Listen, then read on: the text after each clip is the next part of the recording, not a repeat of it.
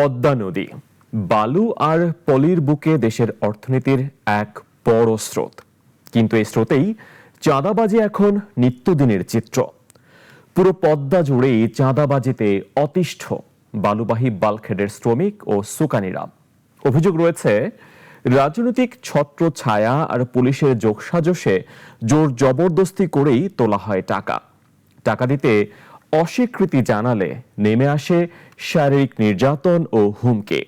আবিদ হাসানের রিপোর্ট, জানাচ্ছেন শাশ্বতী সরকার।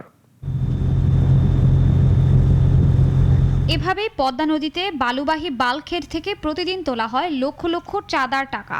সকাল থেকে শুরু করে সন্ধ্যা মানিকগঞ্জের পদ্মা নদী থেকে শুরু করে ফরিদপুর, দোহার, মুন্সিগঞ্জ পর্যন্ত পুরো রুট জুড়ে বাল্কহেড আর জাহাজ থেকে জোর করে টাকা তোলার অভিযোগ যেন নিত্যদিনের। জোরালো এই অভিযোগের পেছনে রয়েছে রাজনৈতিক ছত্রছায়া আর নৌ পুলিশের যোগসাজশের অভিযোগও। এসব চাঁদাবাজদের তাণ্ডবে অতিষ্ঠ নদীতে চলাচলকারী শ্রমিকেরা।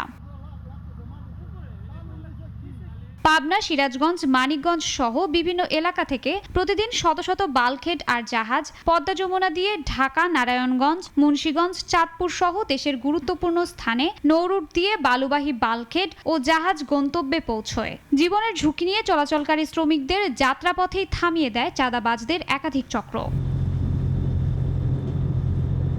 শিবালয়ের আরিচা, পাটুরিয়া, মালুচি, ফরিদপুরের দৌলতদিয়া, সিএনবি, হরিরামপুরের কাঞ্চনপুর, হরিণা, লেচরাগঞ্জ, ধুলসুরা ও ফরিদপুরের নর্থ চ্যানেল সবখানেই চাঁদাবাজির একই অভিযোগ।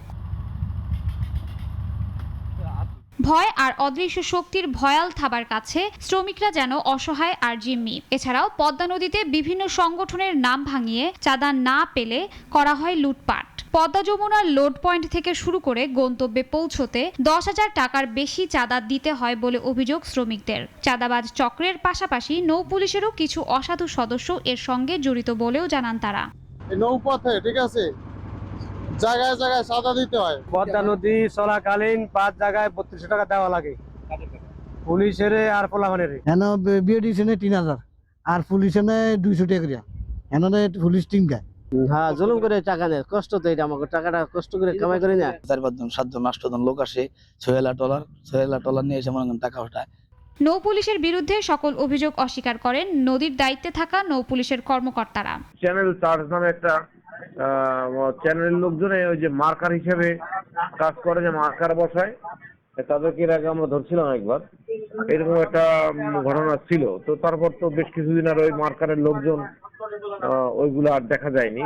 এখন ইদানিং এ আমার নলেজে এখন আর কিছু নাই। চাঁদাবাজি বন্ধ আর নিরাপদে নৌযান চলাচলের জন্য নৌ রুটে সকল হয়রানি, জুলুম, নির্যাতন বন্ধে সরকার যথাযথ পদক্ষেপ নিবে বলে প্রত্যাশা শ্রমিক ও সুকানীদের। শাশ্বতী সরকার, নাগরিক।